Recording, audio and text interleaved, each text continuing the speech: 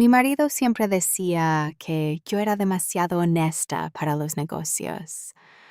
Lo decía así con esa sonrisa particular, la de quien diagnostica una debilidad con toda la paciencia del mundo, como si la honestidad fuera una forma de torpeza social, como si reportar lo que no es tuyo fuera la señal inequívoca de que no entiendes cómo funciona el mundo de verdad. Un miércoles por la mañana, mientras revisaba mi cuenta personal con el café todavía caliente sobre la mesa, vi que había ingresado una transferencia de 420 millones de guaraníes. No era mía. Lo supe en el momento exacto en que vi el número, con la misma certeza con que uno sabe que hay una ventana abierta en otra habitación, porque el aire cambia. Supe exactamente lo que tenía que hacer. Llamé al banco a las 9:07. Presenté la denuncia formal a las 9:51. 57 minutos después de que llegó el dinero, ya estaba en el proceso de devolución. Ernesto no lo supo hasta esa noche. Para entonces, ya era demasiado tarde para detenerlo. Y el sobre de la empresa remitente, 86 millones de guaraníes de reconocimiento voluntario por mi acción inmediata, iba dirigido a mi nombre de soltera. Solo al mío. Hola, queridos oyentes. Soy Elena, una vez más, y me alegra mucho que hoy estés aquí conmigo.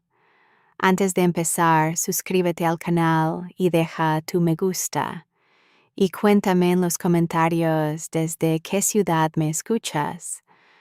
Me encanta ver hasta dónde llegan estas historias. Siempre pensé que la honestidad era simplemente la forma más eficiente de vivir, que mentir cuesta energía que yo prefería gastar en otro lado, que la verdad, por incómoda que sea, al menos no requiere memoria adicional, no requiere recordar qué versión le dijiste a quién. No requiere mantener la coherencia entre lo que sabes y lo que dices que sabes. La honestidad es administrativa, en el fondo. Te simplifica la contabilidad interna. Ernesto pensaba que era falta de visión. Decía que las personas que reportan lo que no es suyo se quedan afuera de las oportunidades que el mundo reparte, entre quienes saben cuándo guardar silencio. ¿Cuántas veces escuchamos eso? ¿Cuántas veces alguien nos llama ingenuos con el tono amable de quien ya aprendió algo que nosotros todavía no? Yo escuché esa frase durante 14 años. La escuché de la misma boca que firmaba mis documentos sin decirme que estaba firmando. Lo que Ernesto nunca entendió, y yo tardé en entender también, es que las oportunidades que construyes sobre lo ajeno siempre terminan facturándote de vuelta. Con intereses. Y los intereses, en este caso, eran muy concretos. Tengo 43 años. Vivo en Trinidad, en un apartamento de piso 4 sobre la avenida Mariscal López, con vista al mercado de la calle. El barrio es el de siempre. Los mismos edificios de fachada descascarada, las mismas plantas en los balcones de los vecinos de enfrente, el mismo perro que ladra desde el local de repuestos en la esquina. Por la mañana, cuando el mercado abre, el sonido llega antes que la luz. Los vendedores de frutas primero, luego los de ropa, después el olor del aceite, de los carritos, de comida que se instalan cerca del mediodía. Me gusta esa secuencia. Me gusta saber qué viene después. Trabajo 20 horas a la semana como contadora para 3 clientes, una farmacia en el centro, un importador de ferretería y una oficina de traducción legal 2 cuadras más abajo. No es una carrera brillante si uno la mide en volumen. Ernesto la medía así. Tengo un título en contabilidad que él describía cuando le presentaba a alguien mi trabajo como una credencial que nunca terminó de usar. Con esa sonrisa, siempre con esa sonrisa. Pero los números no mienten. Esa es la única promesa que le hice a mi profesión y la única que he mantenido sin esfuerzo. Cada factura, cada conciliación, cada transferencia que revisé para mis 3 clientes. En todos estos años, sin un error, sin uno solo, tengo un cuaderno de tapas verde oscuro, tela gruesa, lomo cosido. Lo llevo desde que tenía 22 años. Fue mi padre quien me lo enseñó, don Aurelio Coronel, contador retirado, hombre de pocas palabras y columnas perfectas. Me senté con él en la mesa del comedor de la casa de mis padres, una tarde de verano, y me enseñó a dividir la página en columnas. Fecha, concepto, ingreso, egreso, saldo. Me dijo: un registro no miente. Si lo mantienes bien, nunca vas a necesitar que nadie te crea. Los números hablan por ti. Ernesto llamaba a ese cuaderno el sistema de archivo doméstico. Lo decía con indulgencia, la indulgencia de quien considera que eres ordenada de una forma un poco excesiva, pero inofensiva. En 14 años, ese cuaderno nunca tuvo un error, ni uno. Cuando me casé con Ernesto en el año 2010, él ya administraba propiedades comerciales en el centro de la ciudad. Recuerdo la primera vez que le mostré el cuaderno verde. Fue un sábado por la mañana, unos meses antes de casarnos, cuando estábamos revisando juntos cómo íbamos a organizar las finanzas del hogar. Lo saqué de la mochila, lo abrí en la mesa del café y le mostré el sistema. La columna de fecha, la de concepto, la de ingreso, la de egreso, el saldo corriente al final de cada página. Le dije que así llevaba mis cuentas desde los 22 años, que nunca había tenido una discrepancia que no pudiera rastrear hasta su origen. Ernesto lo miró con la expresión de alguien que recibe un regalo que no esperaba y no sabe bien qué hacer con él. Me dijo: eres muy metódica. No era un elogio exactamente, era la observación de alguien que ya había decidido que ese nivel de detalle era excesivo para el mundo real, pero que no quería decirlo directamente. Me pareció menor. Guardé el cuaderno y pedimos otro café. No me pareció menor después, pero en ese momento lo dejé pasar. Los primeros años del matrimonio tuvieron la textura de muchos matrimonios. Una negociación constante entre dos maneras distintas de ver el mismo presupuesto. Ernesto era expansivo, creía en las inversiones que se ven, en la presencia, en el gesto de quien maneja bien. Yo era cauta, no porque me faltara confianza, sino porque los números me habían enseñado desde muy joven que las cuentas que no cuadran ahora no cuadran mejor después. Solo cuestan más cuando finalmente hay que cerrarlas. Acordamos, en algún momento de ese primer año, que él manejaría las inversiones mayores y yo llevaría las cuentas domésticas. Parecía razonable. Él tenía más experiencia en operaciones comerciales.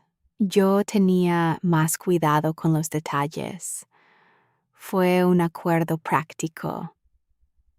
Lo que ninguno de los dos dijo en voz alta y que yo tardé demasiado en nombrar es que manejar las inversiones mayores fue derivando, sin que yo lo autorizara explícitamente, en tomar decisiones financieras que a veces incluían mi nombre. Ernesto administraba bien. Eso no lo discuto. Tenía ojo para las propiedades, entendía los ciclos de arriendo, sabía cuándo negociar y cuándo esperar. Pero administrar bien no es lo mismo que administrar con transparencia. Y yo, ocupada con mis 20 horas semanales, con mis 3 clientes, con el cuaderno verde donde registraba mis propias cuentas, con la misma precisión de siempre, fui dejando que el perímetro de lo que yo supervisaba directamente se fuera achicando. No fue un momento único. No hubo una decisión. Fue una serie de pausas, de ya lo veo después, de me lo explicas esta semana, de confío en tu criterio, que se fueron acumulando hasta que, sin haberlo decidido, había áreas de nuestra vida financiera compartida que conocía menos de lo que debería haber conocido. Arriendos medianos, naves industriales en Luque, un par de locales sobre la Ruta 2. Era un hombre de presencia, 49 años ahora, espalda ancha, el aplomo tranquilo de quien ha decidido que las finanzas son su territorio natural. Yo llevaba las mías, él llevaba las suyas. En teoría, la cuenta personal que mantenía en mi nombre de soltera, Dolores Coronel, no Ibáñez, era la que usaba para facturar a mis clientes. Una cuenta de trabajo discreta, activa, correctamente declarada. Ernesto la conocía. Sabía que existía. Nunca le había parecido relevante hasta que, de pronto, empezó a preguntarme por ella con una frecuencia que no era natural. El primer indicio fue esa pregunta. Llegaba en momentos distintos, siempre con el mismo tono casual, el tono de quien hace una pregunta de paso entre una frase y la siguiente. ¿Llegó algo a la cuenta de tu apellido de soltera? Así sin más contexto.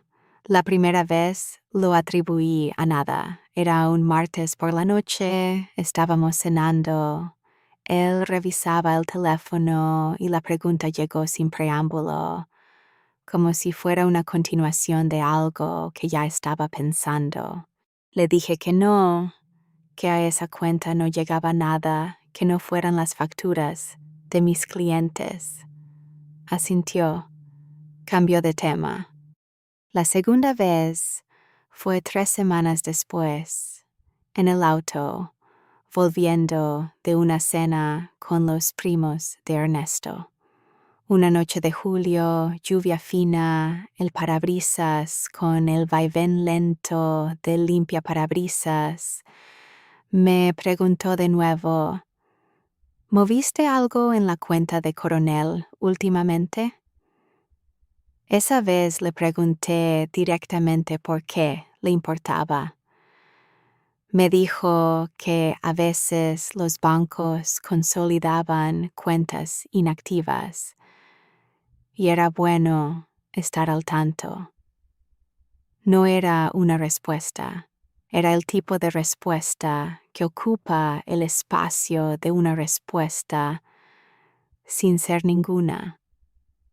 La acepté porque en aquel momento no tenía base documental para no aceptarla. La tercera vez ya no le respondí nada. Solo dije, no, nada. Pero anoté la fecha. Eso es lo que mi padre me enseñó. Cuando algo no tiene explicación, no discutas, documenta. Los argumentos se pierden en el aire. Los registros no. El segundo indicio llegó un mes después. Un jueves por la tarde, cuando fui a buscar las llaves del automóvil en el bolsillo del saco de Ernesto, colgado en el perchero junto a la puerta.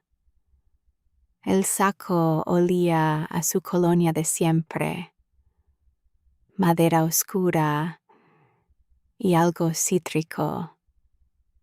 Y en el bolsillo interior, doblado en 4, había un papel. Lo saqué porque pensé que eran las llaves. No eran las llaves. Era un cronograma de pagos, 12 cuotas mensuales. El nombre del titular de la deuda era el mío, mi cédula. Mi nombre completo, Dolores Coronel de Ibáñez. El acreedor era una financiera que yo no reconocía.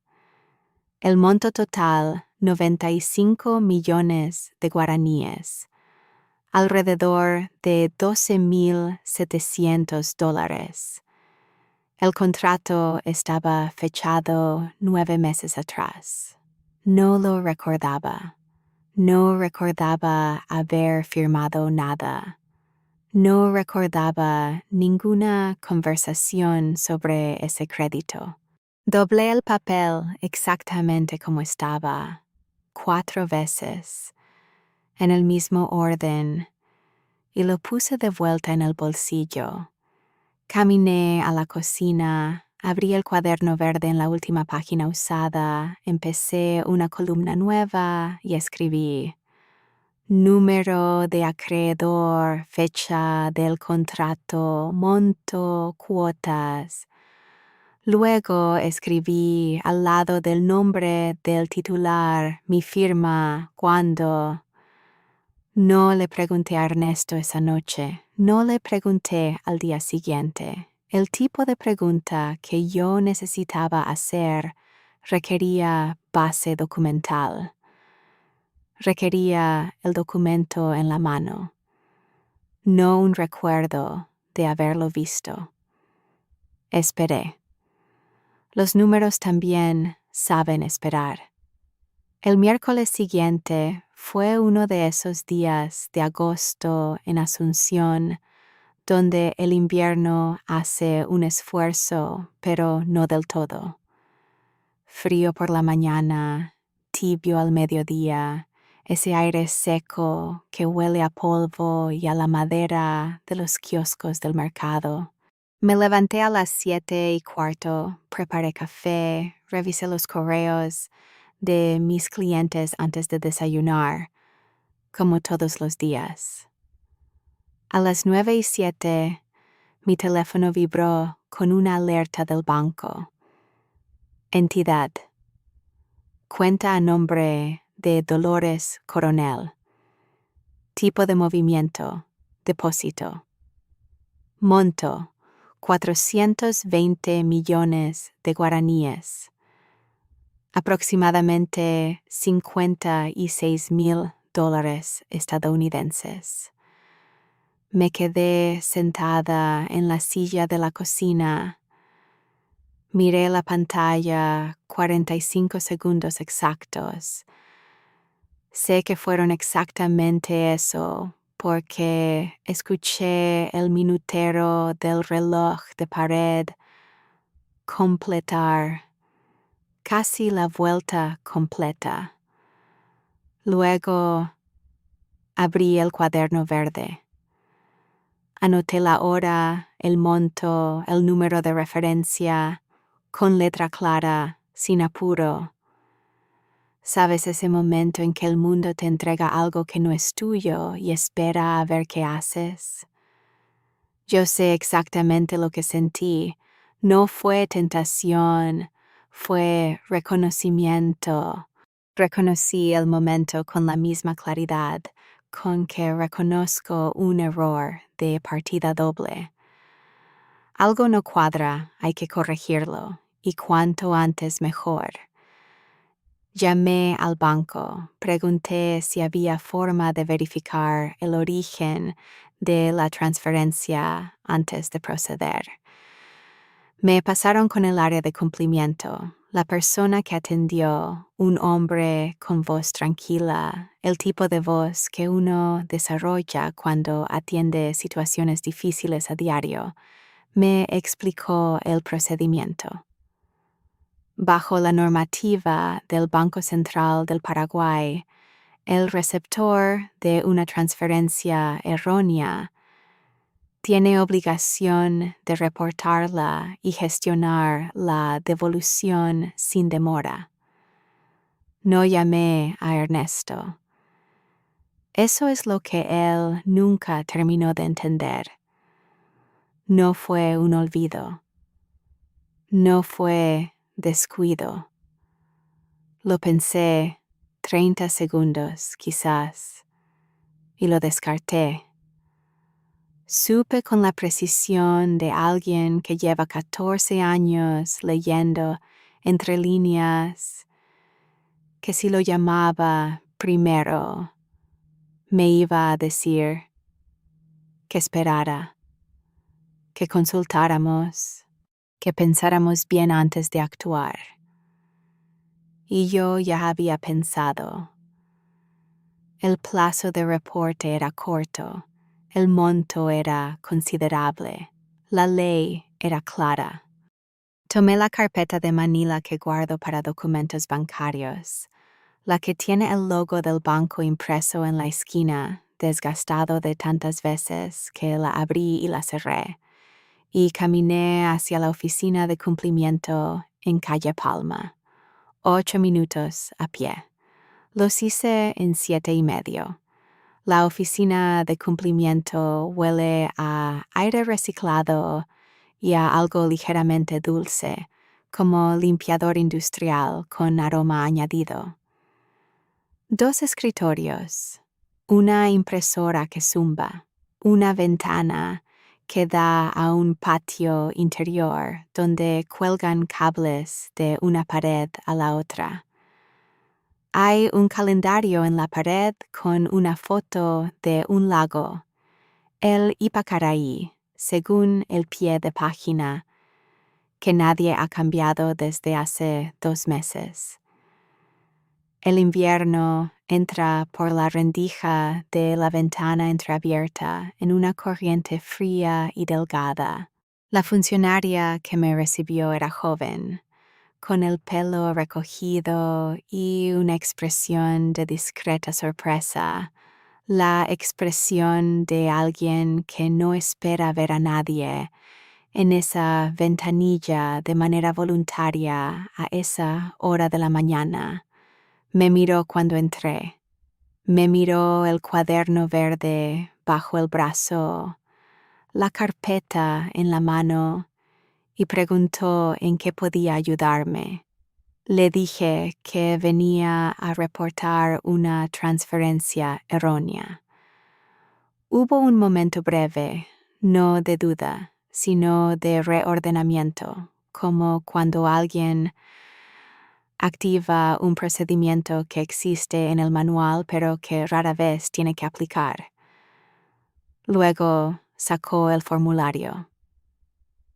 ¿Ya verificó que el monto está completo? Sí, lo verifiqué antes de salir de casa. ¿Tiene el número de referencia de la transferencia? Sí, lo tenía anotado en el cuaderno con la hora exacta de la alerta. ¿Puede confirmar que no existe relación comercial previa con el remitente? Correcto, ninguna relación conocida. Me preguntó si estaba segura de querer proceder. Lo dijo con cuidado, como si la pregunta fuera una cortesía y no una duda sobre mi capacidad de decisión. Le dije que sí, que había revisado la normativa antes de venir, que la ley era clara sobre los plazos y las obligaciones del receptor. Me miró un segundo más largo de lo habitual. Luego empezó a escribir. El proceso tomó 42 minutos.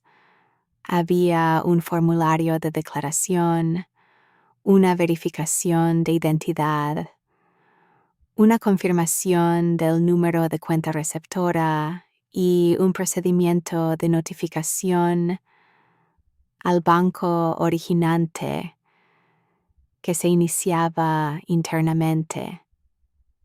Firmé en 3 lugares distintos, cada vez con la misma firma pequeña e inclinada a la derecha, la que mi padre me enseñó, la que decía que una firma clara es la primera evidencia de que uno sabe lo que está haciendo. Recibí la copia del expediente en una hoja sellada, doblada en 2. La puse en la carpeta de Manila, sobre el cuaderno verde. La funcionaria me agradeció. Dijo que era poco frecuente que alguien llegara tan rápido. Le dije que era un hábito profesional. Salí a la calle. Eran las 9:51 de la mañana.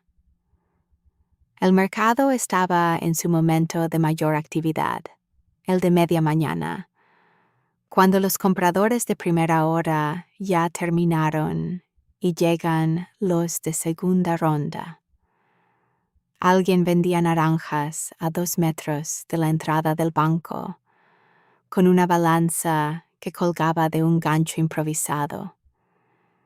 El sol empezaba a calentar el pavimento de calle Palma con esa lentitud del invierno paraguayo que convierte cada hora de sol en un regalo administrado. Caminé de vuelta al apartamento. 8 minutos de regreso, igual que de ida. Igual. Subí los 4 pisos por la escalera. El ascensor del edificio tiene un sonido que no me gusta desde hace meses. Un chirrido intermitente en el 3er piso que nadie ha arreglado todavía. Entré al apartamento, dejé la carpeta sobre la mesa de la cocina, puse el cuaderno verde junto a la carpeta, me serví el café que había quedado tibio en la cafetera. Me senté. Ernesto todavía estaba durmiendo. Escuché su respiración desde el pasillo, el ritmo regular de alguien que no sabe que el mundo ya cambió esta mañana. Me quedé en la silla de la cocina con el café en las manos y el expediente sellado sobre la mesa. Y pensé en lo que mi padre decía cuando yo era chica y le preguntaba cómo sabía cuando un número estaba mal. Los números siempre te avisan, decía. El problema es que hay que saber escuchar. Yo había escuchado y había actuado. En ese momento, sola en la cocina, con la copia del expediente frente a mí, sentí algo que no era alivio exactamente. Era más parecido al reconocimiento de haber completado algo que debía completarse. Como cerrar una columna, como trazar la línea de saldo al final de la página. Esa noche le conté lo que había pasado.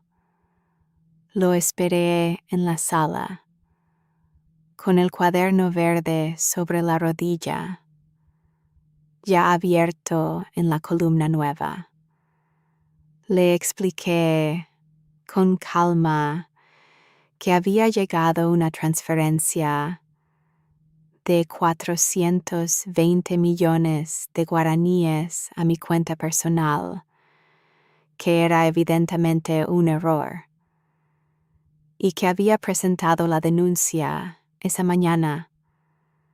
Ernesto me miró durante un tiempo que fue más largo de lo necesario. Luego dijo: «Deberías haberme llamado primero». Le expliqué que el plazo de reporte era corto y que el monto era considerable. Le dije que había actuado según la normativa que conozco, la que aplico también con mis clientes. Me dijo: «Dolores, eso era casi $56,000, como si yo no supiera convertir guaraníes, como si el número fuera la información que me faltaba y no el procedimiento correcto». Le dije que sí, que era exactamente eso, y que por eso el reporte era más urgente, no menos. Entonces me dijo lo de siempre: «Eres demasiado honesta para este mundo», con el tono de siempre, el de quien diagnostica una debilidad con afecto, el de quien cree que te está explicando el mundo cuando en realidad te está describiendo su propio límite. Me fui a la cocina. La cocina a esa hora tenía la quietud de los espacios que uno habita en soledad, aunque no esté solo, la luz de la campana extractora encendida, el grifo que gotea un poco si no se cierra bien del todo, el sonido del mercado de la calle ya apagado a esa hora. Solo el tráfico distante y el viento que entraba por la ventana entreabierta. Abrí el cuaderno verde en la página donde había empezado la columna nueva, la del cronograma de pagos que encontré en su bolsillo. Escribí la fecha de esa noche, escribí lo que me había dicho. Escribí también lo que no me había dicho. ¿Qué era más importante? No había preguntado cómo había procedido. No había preguntado si el proceso había sido correcto. No había dicho nada que indicara preocupación por el cumplimiento de la ley. Lo único que le había preocupado era que yo no lo había llamado primero, que el dinero ya no estaba disponible, que yo era demasiado honesta. Luego escribí en la columna de observaciones con la misma letra clara de siempre. No sabe lo que viene. Porque yo sí lo sabía, no del todo, no todos los detalles, no el sobre exacto, pero sabía que el reporte que había presentado esa mañana era correcto, y sabía que el papel doblado en 4 que había encontrado en el bolsillo de su saco no iba a desaparecer solo. Los números no desaparecen, solo esperan a que alguien los lea en voz alta. 4 días después de la denuncia, sonó el teléfono a las 11 de la mañana. Era el área de relaciones con clientes de la empresa remitente, una importadora brasileña con sede en São Paulo, según me explicó la voz al otro lado, una mujer con acento paulista y el tono preciso de quien llama para cumplir un protocolo que no suele tener consecuencias agradables. Me dijo que la transferencia había sido un error de digitación en el número de cuenta destino. Me explicó que, como protocolo de reconocimiento por la devolución inmediata y sin incidentes, la empresa emitiría una carta de agradecimiento formal, acompañada de un pago de compensación voluntaria. Leyó el monto sin énfasis particular, como se lee cualquier cifra de trabajo. 86 millones de guaraníes, aproximadamente $11,500 estadounidenses, designado como compensación individual por acción responsable inmediata, pagadero a la cuenta de Dolores Coronel, ingreso privado. Me tomó un momento, no porque no entendiera, entendí exactamente lo que me estaban diciendo, sino porque hay momentos en que uno necesita escuchar una cifra 2 veces para permitirse anotar la primera. Pregunté que confirmara el nombre de la cuenta beneficiaria. La mujer repitió: Dolores Coronel, mi nombre de soltera. La cuenta que Ernesto desconocía, que yo todavía usaba para mis clientes. Llamé a la licenciada Noemí Ferreira esa misma tarde. La conozco desde hace casi una década, contadora, contacto legal ocasional, pelo corto con vetas grises, el aplomo de quien ha procesado suficientes situaciones irregulares para tener una respuesta preparada antes de que termines de explicar la situación. Le resumí todo en 6 minutos. Ella me escuchó sin interrumpir. Cuando terminé, dijo: «Ese pago es tuyo».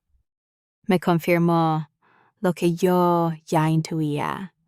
El pago recibido en mi nombre de soltera, antes de cualquier reclamación conjunta, constituía ingreso personal, quedaba fuera de la sociedad conyugal.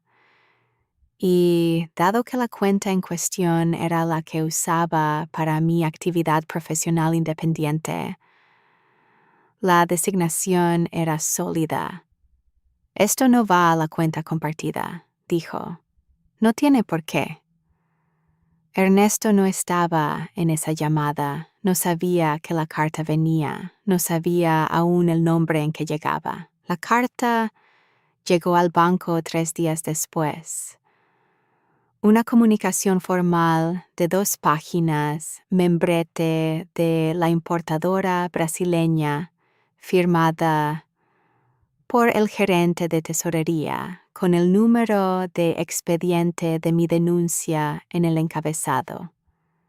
La dirigieron a la cuenta de Dolores Coronel, con confirmación de depósito adjunta. El banco me notificó por teléfono primero, luego por correo. Fui a buscar la copia física ese mismo mediodía. La llevé al apartamento en la misma carpeta de Manila, sin sobre. La dejé sobre la mesa del comedor abierta, cara arriba, con la hoja de cálculo que la licenciada Ferreira había preparado para efectos tributarios encima. La dejé ahí así, sin ponerla en un cajón, sin doblarla, sin hacer ninguna gestión de la información. La dejé exactamente donde era visible para cualquiera que entrara a la sala. Ernesto llegó a las 7 de la tarde. Escuché la puerta, el ruido de las llaves contra el cuenco de cerámica de la entrada, sus pasos en el pasillo. Se detuvo cuando vio la mesa. La leyó de pie, no se sentó. Tardó más de lo habitual, no porque el texto fuera complicado, sino porque creo que lo leyó más de una vez. Luego me preguntó qué iba a hacer con ese dinero. Le dije que ya estaba documentado. Preguntó si iba a depositarlo en la cuenta conjunta. Le dije que no, que era ingreso personal en mi nombre de soltera, generado por una acción que yo realicé antes de que él supiera que había algo que realizar. Hubo un silencio. Fue el tipo de silencio que tiene textura, el de alguien que está recalculando una situación que pensaba que ya tenía resuelta. Entonces dijo: no sabía que tenías esa cuenta activa.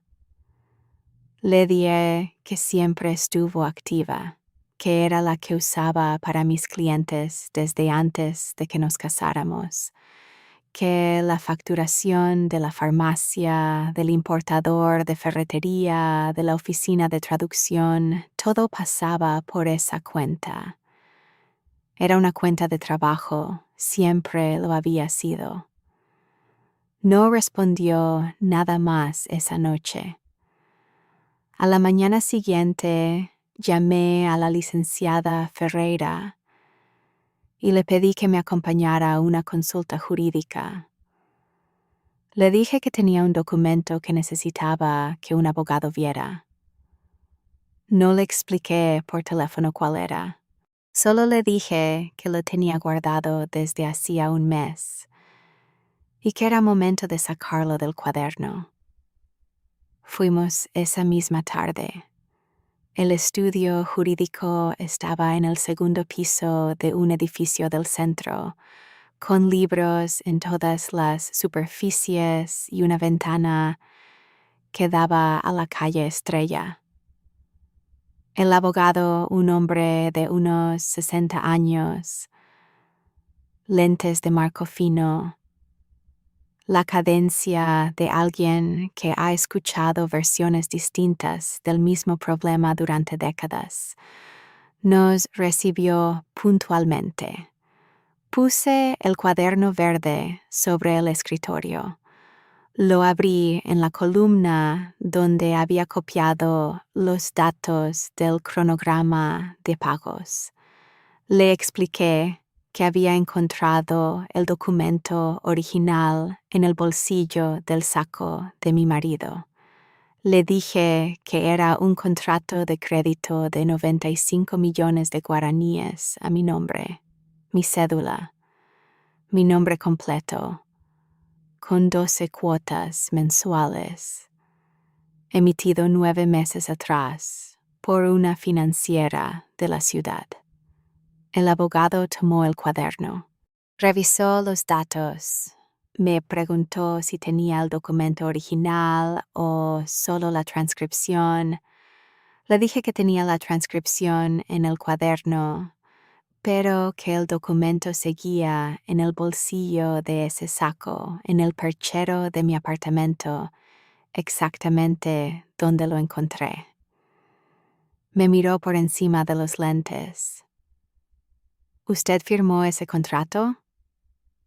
Le dije que no recordaba ninguna conversación al respecto, que no reconocía el acreedor, que el contrato estaba fechado en un periodo en que yo podía documentar exactamente dónde estaba y qué firmé. Él asintió con la lentitud de alguien que no necesita que le expliquen la implicación. Dijo: entonces tenemos trabajo. La licenciada Ferreira abrió su carpeta. Empezamos a construir el expediente.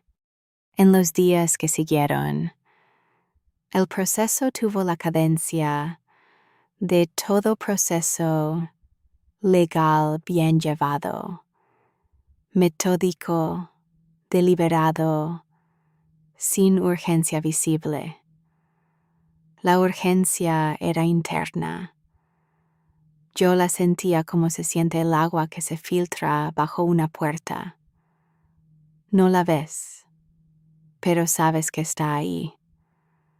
El día después de la reunión con el abogado, la licenciada Ferreira y yo, nos sentamos en su oficina, una sala pequeña en el segundo piso de un edificio de la calle Fulgencio R. Moreno, con el ruido de la calle llegando filtrado por una ventana de vidrio grueso. Y organizamos todo lo que teníamos. Ella tiene un método que yo reconozco porque se parece al mío. Primero el índice, luego los documentos en orden cronológico, luego la nota de inconsistencias. Ningún papel fuera de lugar. Ningún argumento sin respaldo documental. Pusimos sobre la mesa la copia del expediente de cumplimiento del banco con fecha y hora, la confirmación de depósito, del pago de compensación de 86 millones de guaraníes, a nombre de Dolores Coronel. La hoja de cálculo tributaria que la licenciada Ferreira había preparado y que documentaba el pago como ingreso personal independiente. La transcripción del cuaderno verde con las fechas de las preguntas de Ernesto sobre la cuenta de mi nombre de soltera y la transcripción de los datos del cronograma de pagos que yo había copiado la noche que encontré el papel en el bolsillo de su saco. Le pregunté a la licenciada Ferreira cuánto tiempo llevaba procesando situaciones como la que le había descrito. Me respondió sin levantar la vista del índice que estaba completando. Demasiado tiempo, pero es la primera vez que alguien llega con todo tan documentado desde el primer día. No lo dijo como un cumplido, lo dijo como una observación. Eso me pareció mejor que un cumplido. Esa misma semana, Ernesto hizo algo que no esperaba. Me invitó a cenar afuera, el restaurante donde solíamos ir en los primeros años del matrimonio. Un lugar sobre la avenida que tiene terraza y una vista del río en las noches claras. No era un gesto habitual desde hacía tiempo. Lo acepté porque quería ver qué venía después del gesto. Lo que vino fue una conversación sobre el futuro de las cosas. Así lo llamó, el futuro de las cosas. Me dijo que había estado pensando, que quizás había tomado algunas decisiones financieras sin consultarme tanto como debería, que podíamos hablar de cómo reorganizar la estructura conjunta.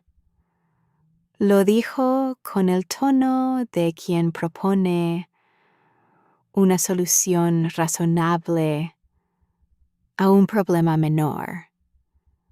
Le pregunté con calma si el crédito a mi nombre, del que yo no tenía conocimiento, entraba dentro de esa categoría de decisiones sin consultar. Hubo una pausa. Me dijo que ese asunto era más complicado de lo que parecía. Le pregunté qué era lo que lo complicaba. No respondió nada útil. Terminamos la cena, caminamos de vuelta en silencio. Al llegar al apartamento, yo fui directamente a la cocina, abrí el cuaderno verde y anoté la conversación en la columna de observaciones. Fecha, lugar, lo que dijo, lo que no dijo, una línea debajo de la otra. Primero recuperamos el documento original. Fui al apartamento una mañana en que Ernesto estaba en una de sus reuniones de arrendatarios, las que duraban hasta el mediodía, en una sala alquilada cerca del mercado central, y saqué el papel del bolsillo de su saco. Lo fotografié antes de tocarlo. Lo llevé al estudio jurídico esa tarde. El abogado lo cotejó con la transcripción del cuaderno. Coincidía en todos los datos. Lo incorporó al expediente como prueba documental primaria. El segundo paso fue la verificación de la firma. El contrato llevaba una firma bajo mi nombre. No era la mía. Yo tengo una firma pequeña, inclinada hacia la derecha, con el trazo de la D muy marcado. La aprendí de mi padre, que decía que una firma ilegible es una invitación a los problemas. La firma del contrato era diferente, más ancha, con el trazo de la D apenas esbozado. El perito que consultó el abogado lo confirmó en 3 días. firma no coincidente con los documentos originales de la titular. Mientras tanto, la licenciada Ferreira preparó la documentación tributaria del pago de compensación. El dinero, los 86 millones de guaraníes, ya estaba depositado en la cuenta de Dolores Coronel, declarado en orden. No había nada que disputar en ese frente. Me llamó la misma tarde que terminó la documentación para confirmar que todo estaba presentado correctamente. Me dijo: Dolores, este dinero es tuyo de una manera que no tiene vuelta atrás. Está designado, está declarado y el nombre en el depósito no deja lugar a ambigüedad. Le dije que lo sabía. Me dijo: ¿y lo demás? Le dije que también lo sabía. Hubo una pausa corta. La licenciada Ferreira no es mujer de silencios innecesarios. Cuando guarda silencio, es porque está eligiendo sus palabras. Dijo: cuando quieras avanzar, me avisas. Le dije que ya era el momento. Ernesto me preguntó 2 veces más en esa semana si había pensado en la cuenta conjunta. La primera vez le respondí igual que siempre. La segunda vez me preguntó también, de manera oblicua, si el abogado al que había mencionado era alguien con quien había consultado casualmente o algo más formal. Le dije que era formal. Se quedó en silencio un momento. Luego dijo: no necesitamos ir por ese camino. Le dije: ya tomé la decisión, Ernesto. Me miró, asintió. No dijo nada más esa noche. Al día siguiente me llegó un mensaje de texto de un número que no tenía guardado. Era de un colega de Ernesto, Rubén. Lo conocía de algunas cenas de trabajo, que me escribía para preguntarme si estaba bien y si había algo que pudiera hacer para que las cosas se resolvieran en familia. Le respondí que apreciaba el gesto, que las cosas ya se estaban resolviendo, que en todo caso estaba bien. No le pregunté quién le había pedido que escribiera. Anoté el mensaje en el cuaderno. Fecha, remitente, contenido, columna de observaciones. La tercera semana, el abogado llamó con una actualización. Había consultado con el registro de créditos del sistema financiero y el préstamo figuraba activo a nombre de Dolores Coronel, con 4 cuotas pagadas. Las cuotas habían sido debitadas de una cuenta que el abogado identificó como vinculada al número de empresa de Ernesto, no a mi cuenta personal, no a la cuenta conjunta, una cuenta que yo no conocía. Me explicó también que el abogado de Ernesto había solicitado una reunión previa a la presentación formal. Se la concedieron. En esa reunión, de la que el abogado me dio un resumen al salir, el representante de Ernesto intentó 2 argumentos.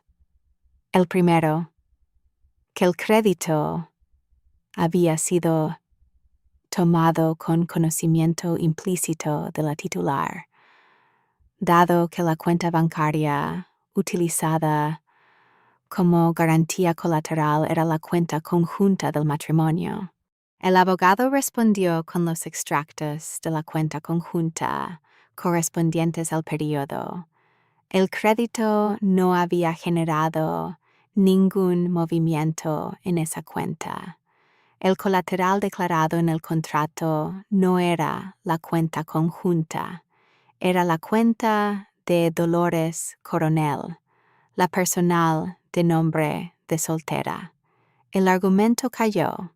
El segundo, que la firma del contrato era una firma autorizada por delegación verbal, es decir, que Ernesto alegaba que yo había dado mi autorización de manera informal, sin que hubiera un documento que la respaldara. El abogado presentó el dictamen pericial sobre la firma. La firma del contrato no coincidía con la de la titular. No coincidía en ningún rasgo técnico medible. El perito era claro. No era la misma mano. El argumento también cayó. El abogado de Ernesto no habló más en esa reunión. El abogado me dijo, al contarme el resumen, con el mismo tono tranquilo de siempre, cuando alguien no tiene más argumentos y aún así está ahí sentado, lo que está haciendo es calculando el costo.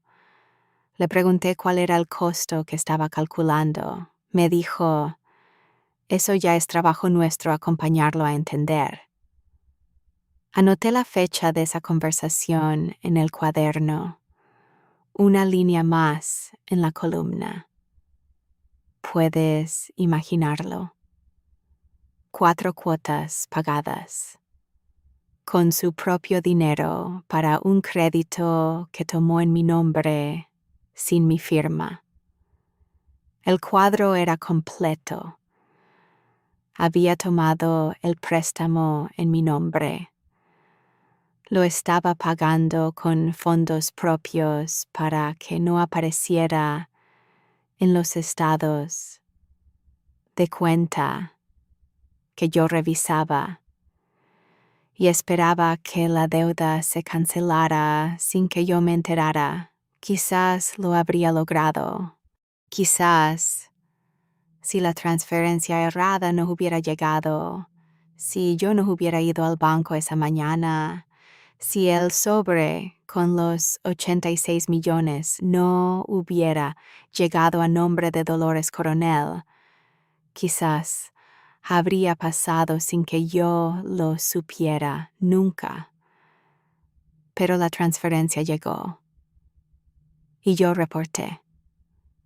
Y el sobre llegó. Y yo lo dejé sobre la mesa del comedor, abierto. El abogado presentó la denuncia formal por uso no autorizado de identidad en instrumento financiero 16 días después de la transferencia original. La denuncia incluía el contrato de crédito, el dictamen pericial sobre la firma, el registro de las cuotas pagadas desde la cuenta vinculada al número de empresa de Ernesto y una copia certificada del expediente de cumplimiento del banco. La denuncia que yo había presentado el primer miércoles a las 9:51. La copia del expediente le fue notificada a Ernesto a través de su abogado un martes por la tarde. El abogado me llamó a las 4 para informarme que la notificación había sido entregada. Me dijo que era normal que la parte notificada tardara unos días en responder formalmente. Le pregunté si debía esperar algún tipo de contacto esa noche. Me dijo que dependía del temperamento de la otra parte. Le dije que lo sabía. Le dije que estaría en el apartamento. Colgué. Abrí el cuaderno verde. Lo dejé sobre la mesa de la sala, no en la cocina, donde solía estar, sino en la sala, donde era imposible no verlo al entrar. Lo abrí en la columna nueva. Ahí estaba todo. Las fechas de las preguntas de Ernesto sobre mi cuenta, la transcripción del cronograma de pagos, la fecha de la transferencia, la fecha de mi reporte, la fecha del depósito del pago de compensación, la fecha de la reunión con el abogado, la fecha de la verificación pericial de la firma y la fecha de hoy. La notificación, 16 columnas, todas con saldo. Esa noche llegó al apartamento con una expresión que nunca le había visto. No era enojo, no era la irritación de los días malos, ni la impaciencia de las discusiones pequeñas. Era otra cosa, algo más parecido al desconcierto de quien ha calculado mal una distancia y llega a un borde sin haberlo visto venir. Me encontró en la sala. Yo estaba sentada en el sillón junto a la ventana, con el cuaderno verde sobre la rodilla. El mercado de la calle había cerrado ya. A esa hora solo quedaban algunos vendedores recogiendo, el sonido distante de una radio, el ruido del tráfico sobre el adoquín. Me dijo: Dolores, esto es una exageración, le dije. Es un expediente judicial. Me dijo: eras mi esposa. Le dije: sigo siéndolo. Pero ese contrato tiene mi nombre y no tiene mi firma, y eso es un hecho que no cambia según cómo me presentes. Hubo un silencio. Ernesto miró el cuaderno, lo reconoció, claro que lo reconoció. Llevaba 14 años en la misma esquina de la mesa de la cocina, en el mismo estante cuando no lo usaba. Pero esta noche estaba abierto en mis manos, sobre la rodilla, con columnas nuevas que él no conocía. Puse el cuaderno sobre la mesa, abierto. La columna nueva hacia arriba. Los datos del crédito, las fechas, las cuotas, el nombre del acreedor, la nota al margen con mi letra, mi firma, ¿cuándo? Él lo miró, luego miró la ventana. Fue el primero en apartar la vista. En ese momento no dije nada más. No hacía falta. El cuaderno verde había dicho todo lo que necesitaba decir, con su letra clara, sus columnas sin un error, y 14 años de entradas que documentaban, fila por fila, que yo siempre había estado mirando. Ernesto se quedó de pie en la sala unos minutos más. Luego dijo en voz muy baja que no había querido que las cosas llegaran a ese punto. Le dije que yo tampoco. Eso era verdad. No hubo ningún placer en ese momento, ninguna satisfacción de la clase que se anuncia. Solo la claridad de quien llega al final de un proceso largo y ve que los números cuadran. Se fue al cuarto. Yo me quedé en la sala. Cerré el cuaderno. Lo puse sobre el estante donde siempre había estado. Luego me senté en el sillón junto a la ventana y miré el mercado de la calle, que a esa hora ya estaba cerrando. Los vendedores recogiendo sus cajas, los últimos compradores cruzando con bolsas, el ruido que se va apagando de a poco hasta que queda solo el tráfico y el viento. Hay una calidad particular en la quietud de las cosas que ya están decididas. No es silencio, es otra cosa. Es el sonido de una columna completa. Al día siguiente llamé a mi hermana Gaby. No le había contado nada durante el proceso, no porque no confiara en ella, sino porque necesitaba tener todos los datos antes de hablar. Gaby tiene la cualidad de las personas que reaccionan primero con el corazón. Te abraza antes de escucharte y yo necesitaba que alguien me escuchara antes de que me abrazara.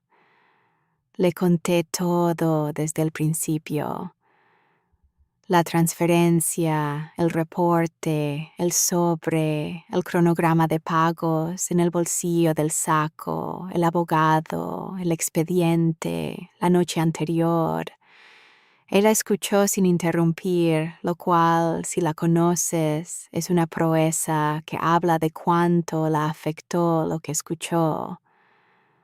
Cuando terminé, dijo: «Dolo, ¿estás bien de verdad?» Le dije que sí, que estaba bien de una manera distinta a cómo había estado bien antes, que era la primera vez en 14 años que tenía todos los números en orden, también los que no eran de trabajo. Hubo un silencio. Luego dijo: «¿Papá te enseñó bien?» Le dije que sí, que don Aurelio Coronel, con sus columnas perfectas y sus pocas palabras, me había dado la única herramienta que resultó ser irreemplazable.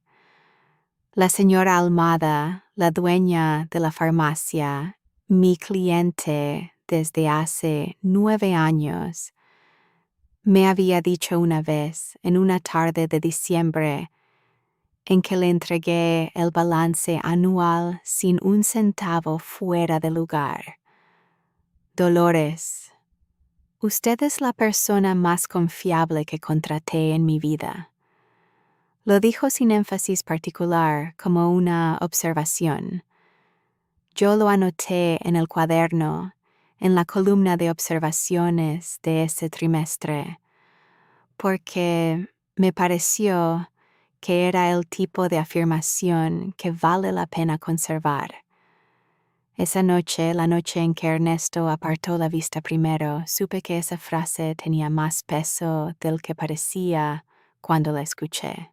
Los meses que siguieron tuvieron la textura de todo proceso que se mueve bien, visible solo en retrospectiva, casi imperceptible mientras ocurre. El acuerdo provisional, negociado entre los abogados, suspendió el acceso de Ernesto a los instrumentos financieros conjuntos mientras la investigación avanzaba. Su abogado intentó argumentar que el crédito había sido tomado en beneficio del hogar, que los fondos habían ido a una refacción del apartamento, a gastos de mantenimiento y obligaciones compartidas. El abogado presentó los estados de cuenta correspondientes al periodo. Los fondos no habían ido a nada de eso. Habían ido a una cuenta personal de Ernesto. que yo no conocía. El argumento murió en los hechos.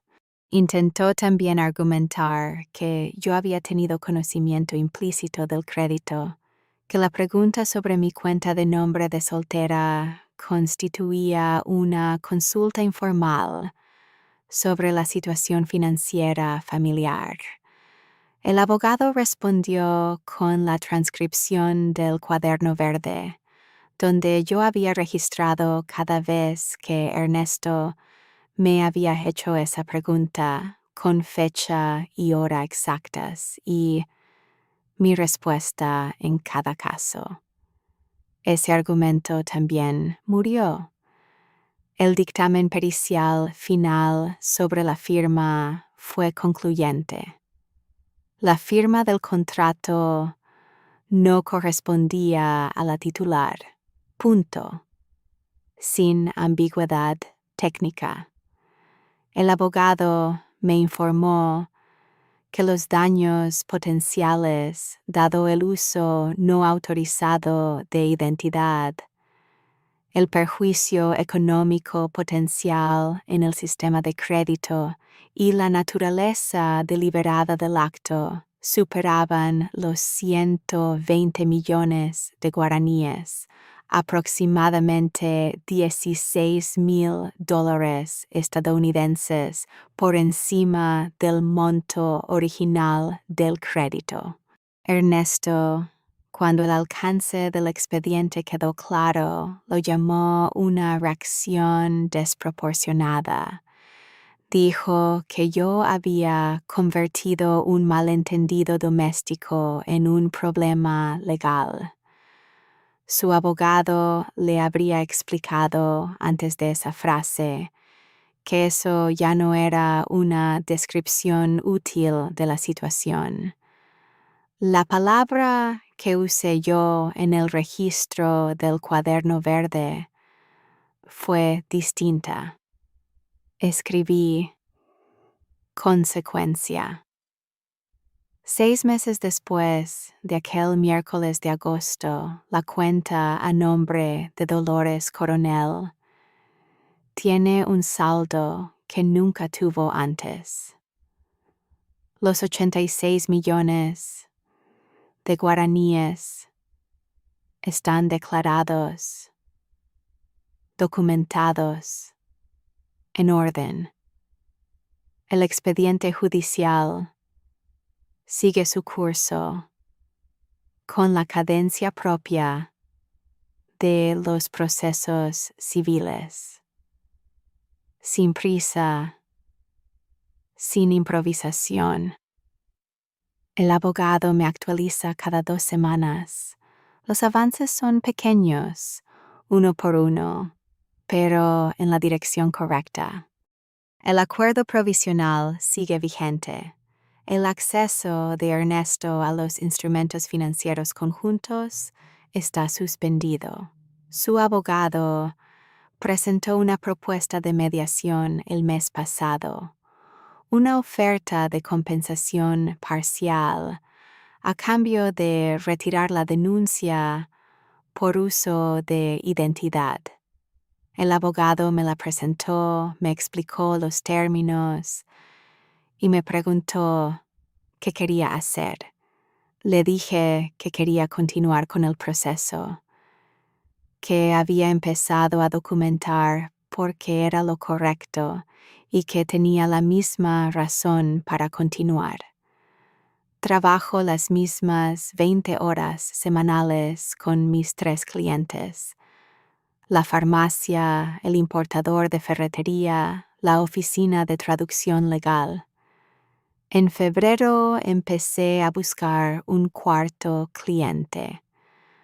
No porque lo necesite económicamente ahora, sino porque es el momento correcto para expandir. El trabajo me gusta. Siempre supo que me iba a gustar, que lo haría bien, que los números que manejara para otras personas iban a estar en orden. Eso no cambió. Nunca necesitó cambiar. El martes de la semana pasada, la señora Almada me detuvo cuando salía después de entregarle el balance mensual y me preguntó si estaba bien. Le dije que sí, que por primera vez en mucho tiempo tenía todo en orden. Ella me miró con esa atención directa que tiene y dijo: siempre supe que eras la persona más confiable que contraté. Esa noche abrí el cuaderno verde y escribí esa frase al final de la columna nueva. Exactamente como la señora Almada la había dicho, sin adornos, sin traducción. La escribí como registro, no como consuelo. Hay una silla en el apartamento donde Ernesto se sentaba por las noches a revisar sus papeles. Está todavía ahí, junto a la ventana, con la vista al mercado. A veces la miro y pienso en los 14 años que pasé en ese apartamento, siendo llamada demasiado honesta, como si la honestidad fuera una excusa que yo daba para no aprender a navegar el mundo de otra manera. 14 años. No los recupero. Eso es el costo que no aparece en ningún expediente. Pero el cuaderno verde sí está. Está sobre la mesa, abierto en la columna nueva. Y hay espacio para seguir escribiendo. La honestidad no es ingenuidad, es información. Cada vez que haces lo correcto sin que nadie te lo pida, estás documentando quién eres. Y esa documentación en el momento preciso vale más que cualquier contrato que alguien firme en tu nombre sin decírtelo. Ernesto me llamó demasiado honesta durante 14 años.